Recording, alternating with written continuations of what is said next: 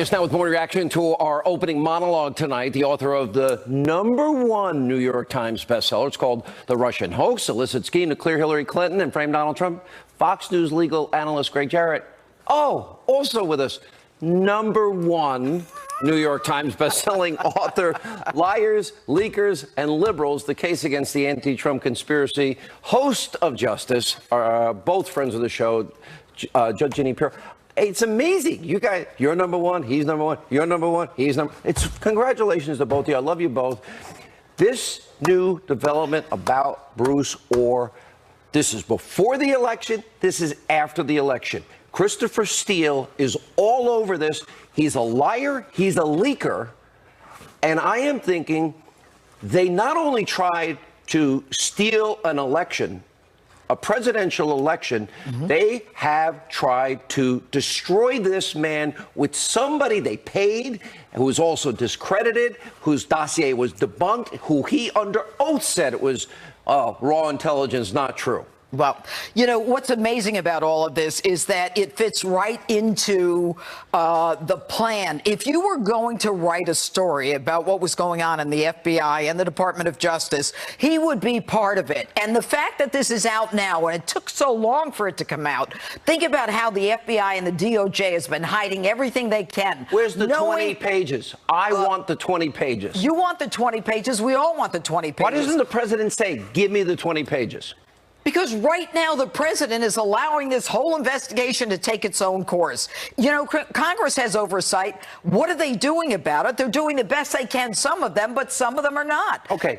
What is the point of checks and balances, Greg? And what is the point of separation of powers? And you subpoena somebody, they ignore your subpoena, and you don't hold them in contempt or impeach them. I know the Freedom Caucus has talked about it, but they're getting real pushback from Ryan and obviously the leadership. What do you mean? This is deeper than we ever thought. This is now getting so bad. I got to ask, where's Robert Mueller on this? Where is he, Gregg Jarrett? Well, he's looking in all the wrong places. And the latest documents show that the FBI and the Department of Justice knew that the dossier was phony. They knew that Christopher Steele was a liar. He was on the FBI's payroll. He was on Hillary Clinton's payroll. He said he was desperate to stop Trump. His bias was so severe and pervasive, they should have disassociated themselves from him. After they fired him, unbelievably, they continue to use Christopher Steele in violation of FBI regulations. So they were very devious about it. They used Bruce Ohr at the Department of Justice as the conduit intermediary, and he fed the FBI information. And Nellie Ohr and Christopher Steele, they're all meeting. And she is working for Fusion GPS. And so not only are they meeting before the election, and not only are these lies disseminated to the American people to steal an election, then they're meeting to give the information to Robert Mueller? Is that what they're doing, Greg? You know, this is really the definition of corruption. The Department of Justice, the FBI. This is really a shameful episode in James Comey's legacy. And, you know, it's amazing to me that they continued to obtain information about the president after he was elected, after he was inaugurated, well into last year. Why? Because they were still trying to verify that dossier, which Steele himself said was unverifiable because they had used it as a fraud on the FISA court.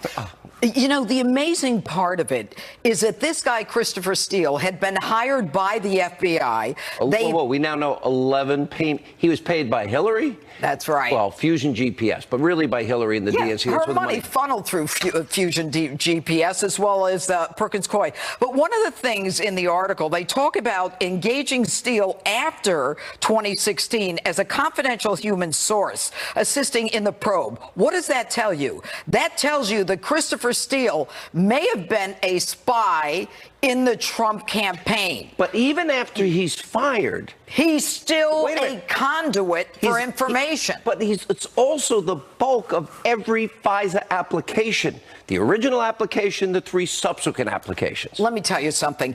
That application was re-upped every 90 days. It tells me that the judge who re-upped the FISA warrant was someone multiple judges. Multiple judges should have had additional evidence in addition to the unverified dossier. Every one of those judges who signed that warrant should be up in arms unless they knew that they were part of an illegal investigation and surveillance. Greg, would you get the last word? There was never any probable cause to launch the investigation of Donald Trump.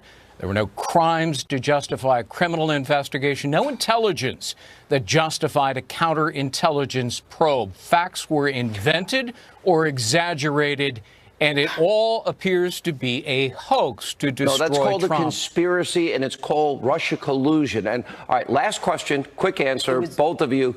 Should the president answer a single question of Mueller? Absolutely not. Mueller doesn't have the authority. He hasn't identified the crime. He hasn't identified that he can't get it from someone else. Greg, Jarrett, should he answer even, let's say, a written question? No. Anything?